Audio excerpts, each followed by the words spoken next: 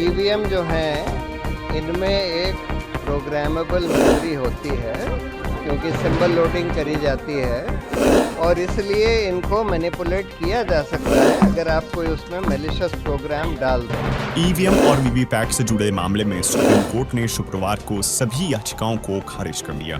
Supreme court ने ballot paper से चुनाव करवाने और वीवीपैट के साथ 100% मिलान करने की याचिका को खारिज किया है। जस्टिस संजीव खन्ना ने कहा कि हमने 2 निर्देश जारी किए हैं। पहला ये कि सिंबल के लोड होने की प्रक्रिया पूरी होने के बाद उस यूनिट को सील किया जाए। दूसरा निर्देश ये कि सिंबल स्टोर्ड यूनिट को कम से कम 45 दिन के लिए रखा जाए। वीवीपैट स्लिप पर पार्टी का चुनाव चिन्ह और उम्मीदवार का नाम छापने के लिए सिंबल लोडिंग यूनिट का इस्तेमाल होता है।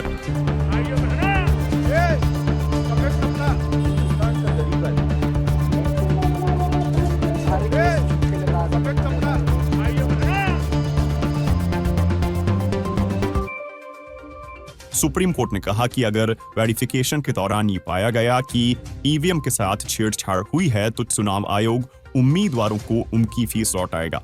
चुनाव में दूसरे या तीसरे नंबर पर रहे उम्मीदवारों की शिकायत पर चुनाव आयोग ईवीएम निर्माता को ईवीएम के माइक्रोचिप के वेरिफिकेशन के लिए कह सकता है।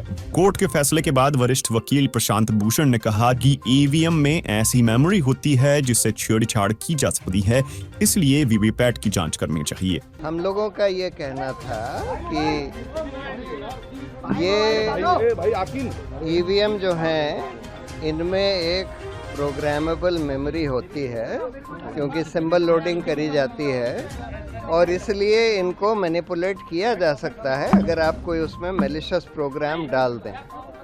और इस वजह से ये ज़रूरी है कि जो वीवीपैट है उसका पूरा पेपर ट्रेल का ऑडिट होना चाहिए, सारे वीवीपैट स्लिप्स को काउंट करना चाहिए।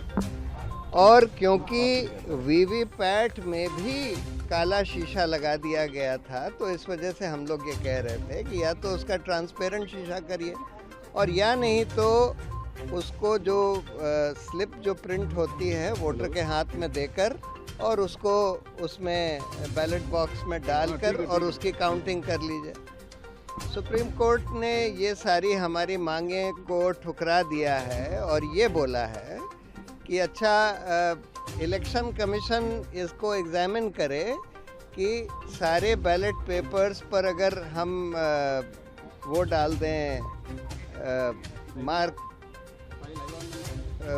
उस पर मार्क डाल दें जिसको बार कोड जिसको कहते हैं, बार कोड डाल दें तो उसकी फिर मैकेनिकली मशीन से काउंटिंग हो सकती है कि नहीं, इसको एग्जामिन करें।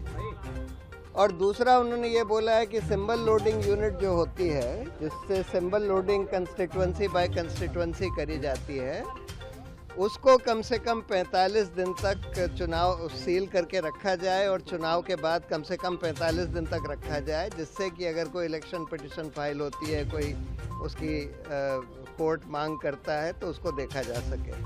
तीसरी बात उन्होंने ये बोली है कि जो इसमें इलेक्शन कमीशन ने बोला कि नहीं इसमें जो मेमोरी होती है वो तो चिप में बर्न्ट होती है और तो कोर्ट ने ये बोला है कि जो भी बर्न्ट मेमोरी है उसमें 5 हर असेंबली कंस्टिट्यूएंसी में 5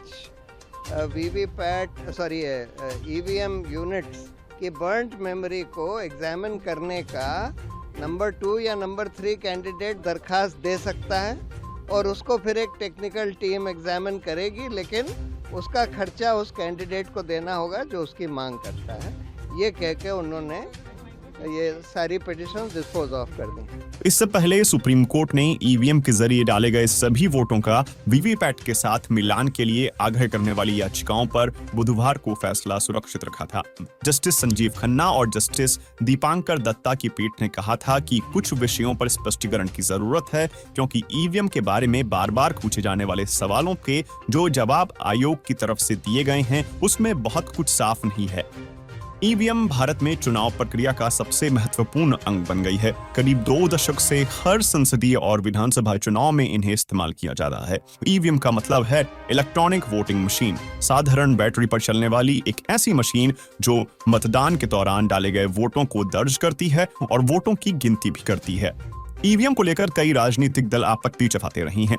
इन शंकाओं को दूर करने के इरादे से चुनाव आयोग एक नई व्यवस्था लेकर आया, जिसे voter verifiable paper audit trail यानी वीवीपीएटी कहा जाता है और आम बोलचाल में इसे वीवीपैट भी कहते हैं। ये ईवीएम से जोड़ा गया एक ऐसा सिस्टम है जिससे वोटर ये देख सकते हैं कि उनका वोट सही उम्मीदवार को पड़ा है या नहीं। ईवीएम की बैलेट यूनिट पर नीला बटन दबते ही बगल में रखी वीवीपैट मशीन में उम्मीदवार के नाम, क्रम और चुनाव चिन्ह वाली एक पर्ची छपती है। 7 सेकंड के लिए वह वीवीपैट मशीन में एक छोटे से पारदर्शी हिस्से में नजर आती है और फिर सील बंद बक्से में गिर जाती है। बाकी आपका क्या मानना है हमें कमेंट में बताएं और वार्ता 24 न्यूज चैनल को सब्सक्राइब करें। आप देख रहे हैं वार्ता 24।